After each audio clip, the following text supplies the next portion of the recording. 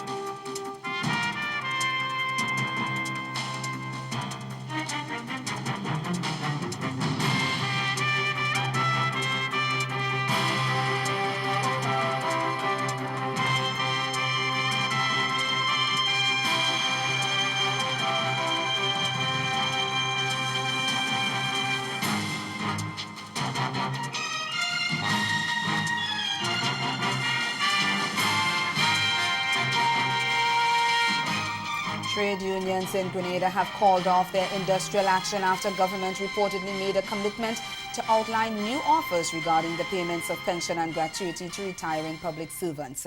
That's our top story in Caribbean Newsline for Monday, November 26. From the CMC News Centre in Bridgetown, I'm Nicole Best. Good evening. Acting Labour Minister Anthony Boson said he had written to the Grenada Teachers Union explaining that government will adopt new positions and was also moving to inform the other trade unions when their leaders announced that they will go back to the negotiating table and called off the industrial protest. In a release to teachers on Monday, GUT President Lydon Lewis said the strike action was being called off and teachers were to return to the classrooms on Tuesday, pending the outcome of a meeting with the Pension Committee on Tuesday. He told teachers they will be updated on the way forward. However, in the release, he asked all teachers to remain vigilant and focused and ready to continue the struggle if it becomes necessary. The Grenada Public Workers Union, which also took protest action in solidarity with the teachers, said that following the intervention of Roman Catholic Bishop Clyde Harvey and the decision not to send the matter to arbitration, it was calling on all members to report for duty on Tuesday. Earlier, Boson had said he was invoking his powers under the Labour Relations Act and had summoned all stakeholders to a meeting to discuss the possibility of sending the matter to arbitration. He said as a result of that commitment from the unions, there was now no longer a need to appoint an arbitration tribunal. The unions are demanding a 25% pay for their members, but the government has said that it could only afford a 2% increase, and that meeting the union's demand would have serious economic repercussions. Since November 5th, the GUT and the Public Workers Union members have taken industrial action in support of their bargaining agents. An opposition grouping of 20 political parties in Haiti on Monday called a two-day general strike to force President Jovenel Moïse out of office. Justice and Public Security Minister Jean-Rudy Ali says instructions were passed to the police and the judiciary to put hands on perpetrators of the acts of violence. He added that all steps are being taken to facilitate the resumption of school activities on the French-speaking Caribbean country. The opposition parties have been staging street demonstrations in support of their calls for President Moïse to step down after accusing him of not investigating allegations of corruption in the previous government over the Petro-Carib. But in a radio and television broadcast last week, Moïse dismissed calls for his resignation. He said, and I quote, "It is within the framework of the democracy that the Haitian people elected me president in elections free and honest as they wished within the Constitution. During the 5 years of my presidency, no one, I mean nobody, whatever the pretext, cannot threaten the interests of the country or put the nation in danger. The strength of any democracy is the respect of the law." End of quote. Several people have been killed and many others arrested since the demonstrations began earlier this month. Last weekend, Western countries and international organizations condemned the acts of violence occurring in Haiti and urged all stakeholders to move the political dialogue forward in ways that advance the interests and aspirations of the Haitian people. The International Monetary Fund is calling on Caribbean countries to do even more as they seek to become resilient to natural disasters.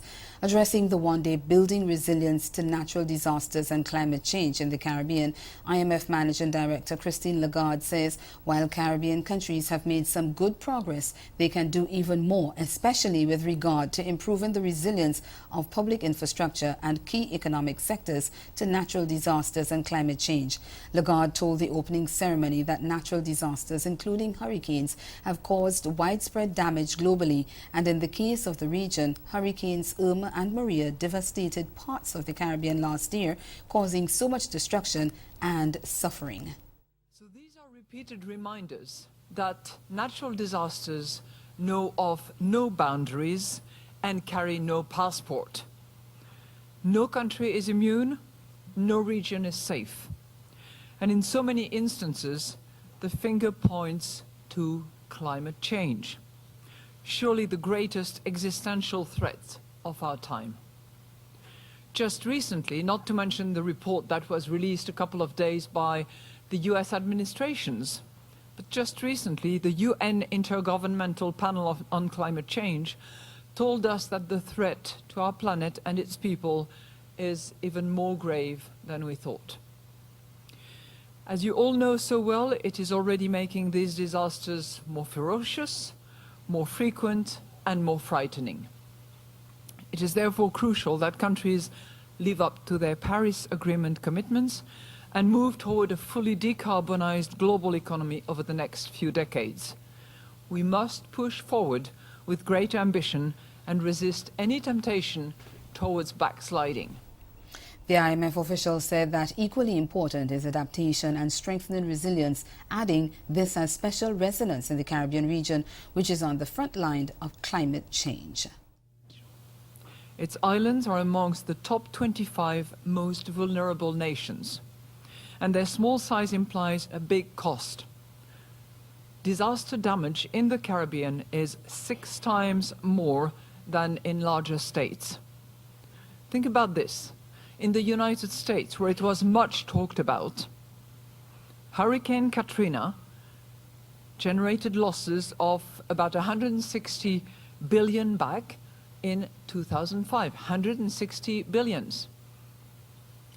How much was that? 1% of US GDP.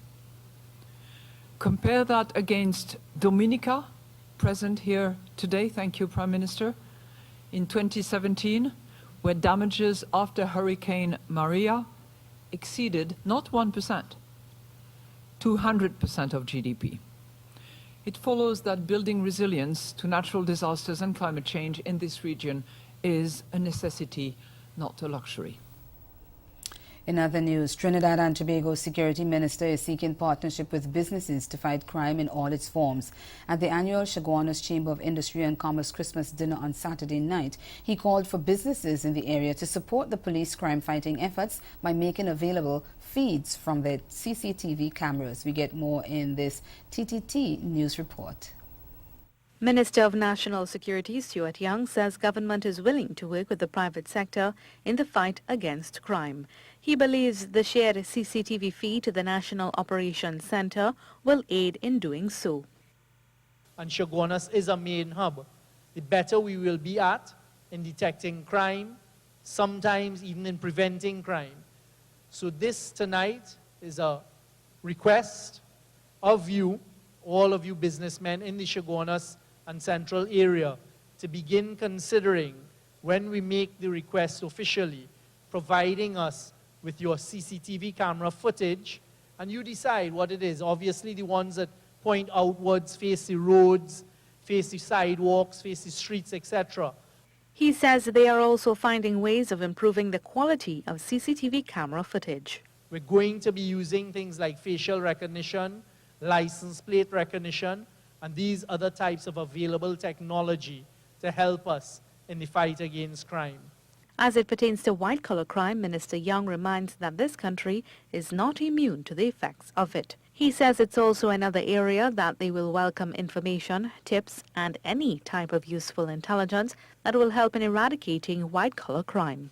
And I can tell you all, no matter who is in government and which party is in government, it will always remain one Trinidad and Tobago. And we as the citizens have the responsibility to provide for the future generations. He says in addition, the ministry will be utilizing technology available to them for intelligence-driven operations. Still in Trinidad and Tobago, a prison officer was arrested on Sunday after he was caught attempting to smuggle marijuana into the maximum security prison in Aruca. The contraband were found in his underpants during an anti-trafficking exercise. The prison officer was arrested and handed over to the Aruca police station, where he was expected to be charged. Commissioner of Prisons Gerald Wilson commended the officers for this latest seizure of contraband items. Over the past 2 weeks, a number of people were caught attempting to smuggle marijuana concealed in fruits into the prison. Well, Police Commissioner Gary Griffith says threats on his life are now becoming boring and has challenged the perpetrators to stop the misuse of the police hotline or come and get him. His comments come after the 5th death threat was made on his life on Sunday, as well as on the life of opposition leader Kamla Prasad Bisesa. Commissioner Griffith said, "It seems that some are trying to make themselves famous by threatening to kill me, but instead of grand charging and boring us, I would ask them to stop calling and come." Speaking to TV6, Griffith said, "What concerns him more than the threats is the misuse of the E999 number." The commissioner added that those who wish to make such calls are usually misguided, mentally unwell, or mischievous people who are just clogging lines that could be better utilized for those who actually need help from the police. Still to come in Caribbean Newsline, tourism officials in the Bahamas monitoring reported cases of swine flu. More on that story when we return. Stay with us.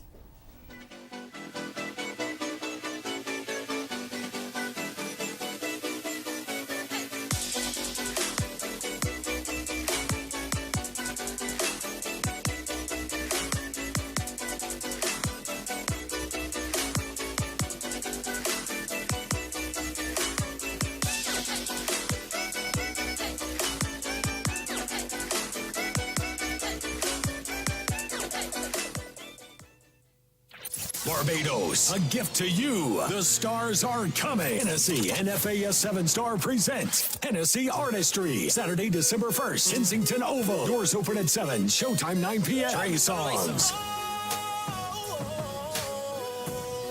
2 Mile Hill. Luciano.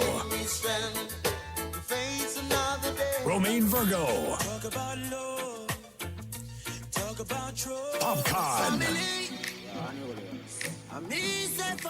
And Shabba Ranks. Hennessy Artistry. Saturday, December 1st. Kensington Oval. The 10th anniversary. Hennessy. Never stop. Never settle. Drink responsibly. Been calling you. Been calling you. Calling you. Bacchanal, been calling you. Been calling you. Calling you.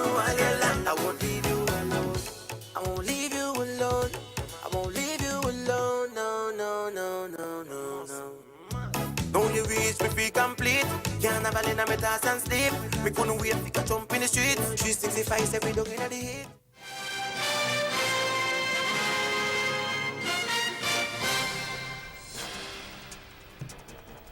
Welcome back. At least 2 cases of swine flu resulting in 1 death have been documented in the Bahamas. The Director General in the Bahamas Ministry of Tourism, Joy Jibrilu, says the authorities are closely monitoring recent cases of swine flu in an effort to minimize its impact on the industry. Health Minister Dr. Dwayne Sands told Parliament last week that there were 2 confirmed cases of H1N1 influenza, commonly known as swine flu, and of the 2 laboratory confirmed cases, 1 of those persons died.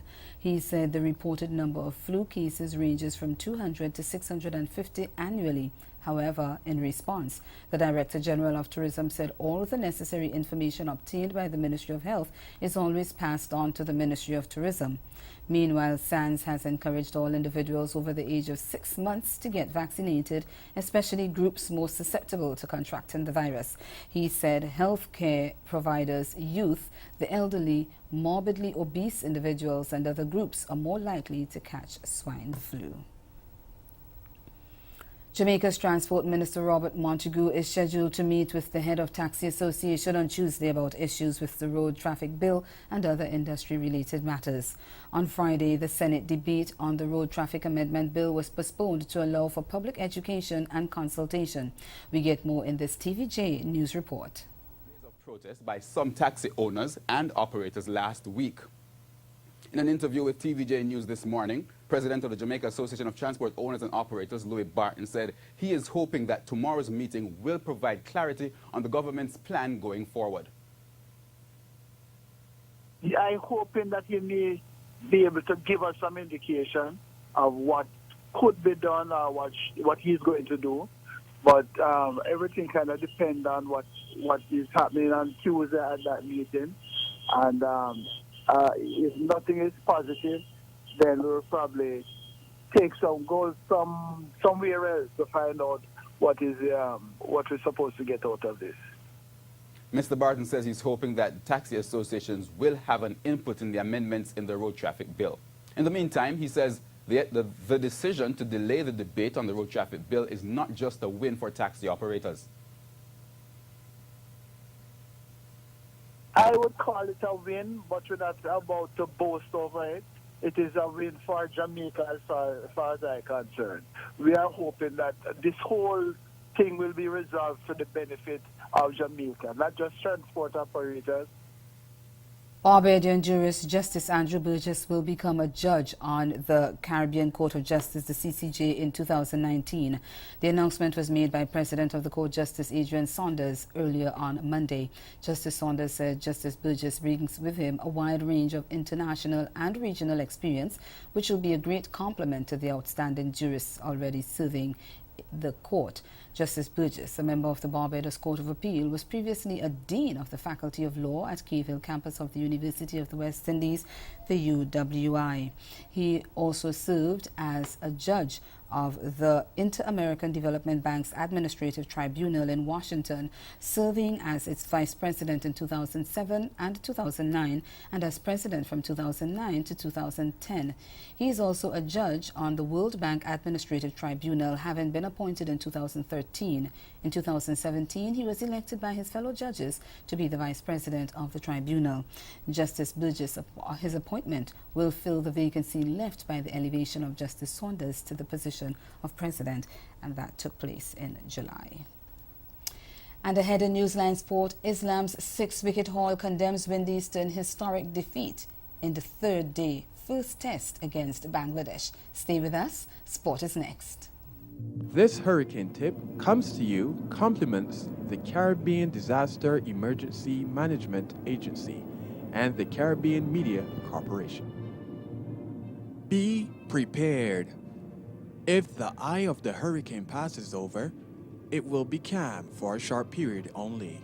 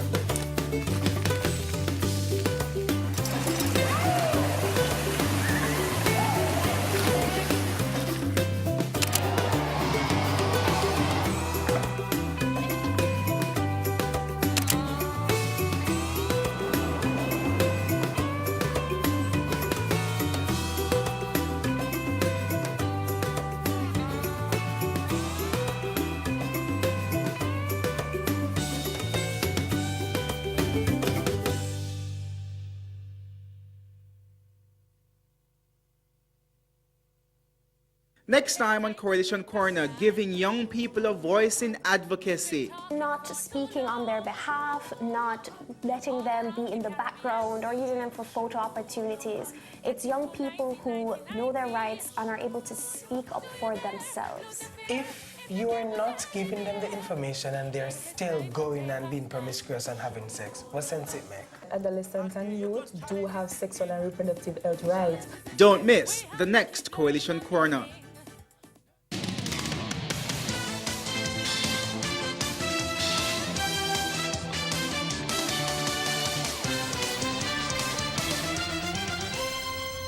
A mesmerizing display of spin bowling from Tajul Islam sent the West Indies crashing to an embarrassing 64-run defeat inside 3 days in the opening test of their two-match series on Saturday. After Devendra Bishu had captured 4 wickets to help dismiss Bangladesh for paltry 125 in their second innings and leave the Windies a target of 204 for victory, Islam claimed his 7th 5-wicket haul in test to almost single-handedly destroy the visitors' middle order as they were skittled out for 139 on the stroke of T. It was the Windies' first ever loss in Bangladesh and the first in 7 tests overall. Lovely place to be in. Down the wicket is gone. Oh, beauty and appeal. Up goes the finger. Islam. Oh, immediately into trouble. That's going to be close. That's gone. Oh, another one. That's going to be another one, I think. Yes. Opener has been stumped of the very first delivery. Well, he'll be playing some shots. Areas. Again, bang, straight down the ground. Again, down in one knee, and it's gone a long way. Cut away. I think that's going to make it. There you go. Just got carried away. That's nicely played. England. More runs here. Just run into the boundary. And then there are times when you can be expansive as well. Should be taken. The captain, Shakib Al Hassan, makes no mistake. Well, this partnership was looking threatening. Minutes. Will get a boundary. Sunil Ambrose, or not. All-round cricketer. Big appeal, and given. He's gone straight up for the review, which they don't have, and that's history. Favourites Australia brushed aside England by 8 wickets on Saturday night to wrap up the 4th ICC Women's T20 title and make amends for their failure 2 years ago. England chose to bat but were bundled out for 105 with 2 balls remaining in the innings after suffering a stunning collapse. Opener Daniel Wyatt struck a fluent 43 off 37 balls, while captain Heather Knight chipped in with 25 from 28 deliveries. Off spinner Gardner magically produced figures of 3 for 22, while leg spinner Georgia Warham 2 for 11 and new ball seamer Megan Shute 2 for 13, supported with 2 wickets apiece. Shot. Sweet sound off the bat. Could be close. Oh, finger goes up. It took a while. Pitching in line, imparting line, hitting wickets. I'm going to go back to your Sean on field, ask you to stay with your original decision. Sean. Excellent from Wyatt. You talked about the offside. Well, there's more of that. That one's slightly different. Shorter, back of length. Yeah. And then to rub salt into the wound. It's cut away for 4. Catch it! Will wins. Hasn't hit that too well. Oh, there's another one. Make that 4 now, 4 mishaps in the field. Catch! And this time it's been taken right in the midriff. McLanning takes the catch. Now, this time, can she take the catch? Yeah, no mistake. It's been one of those busy nights for England. Catch! Up in the air. Long on. 6. Catch! this should be gone. This should be gone. Is gone. 6 and out. Oh, close. Very close. Given. England have used up their review, and England have been bowled out. England believed they were still in with a chance at 44 for 2 in the 8th over, but the 21-year-old Gardner and captain Meg Lanning combined in an unbroken 62-run third-wicket stand to put the Aussies over the line. Too short at the moment. That's going to be 4 runs.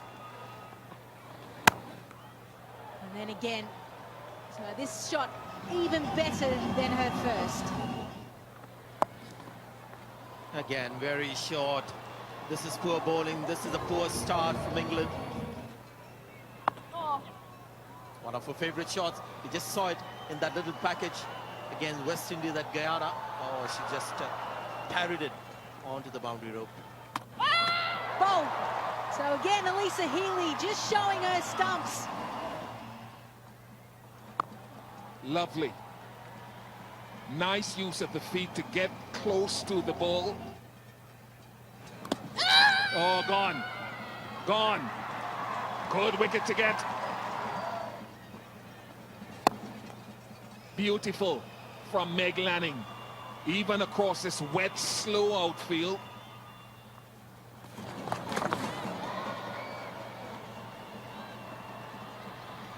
Another boundary. Not perfectly timed, more of a top edge. Clean, absolutely clean strike. Short, wide, punished. As Gardner absolutely dispatches a full toss out of the ground. You cannot bowl that sort of delivery when you are defending a small total.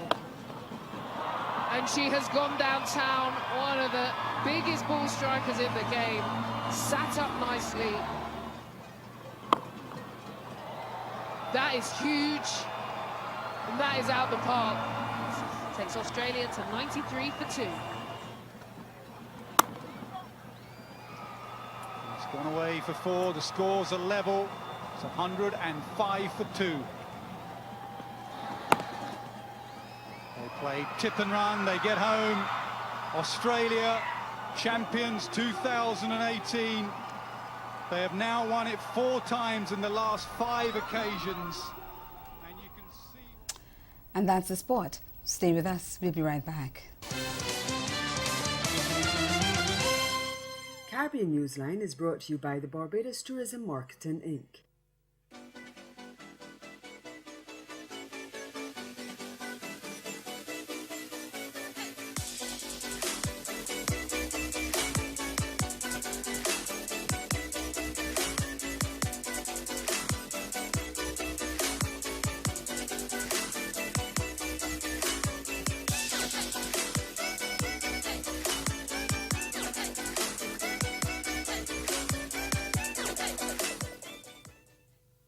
What better way to experience true Dominican culture? Join us for Taste of Dominica 2018 from October 19th to November 30th. Experience diversity in Dominica's cuisine, yeah! From street food to inspired chef creations to herbal teas and, of course, Dominica's famous bush rums. Taste of Dominica is a culinary delight for all foodies. Collect your passports today and get a chance to win amazing prizes. Visit discoverdominica.com for details.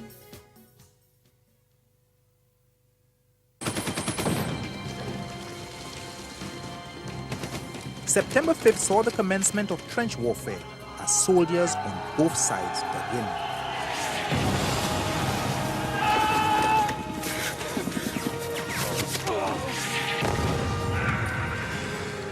November the 3rd, the United Kingdom announces that the North Sea is a military zone, effectively creating a blockade of goods into Germany.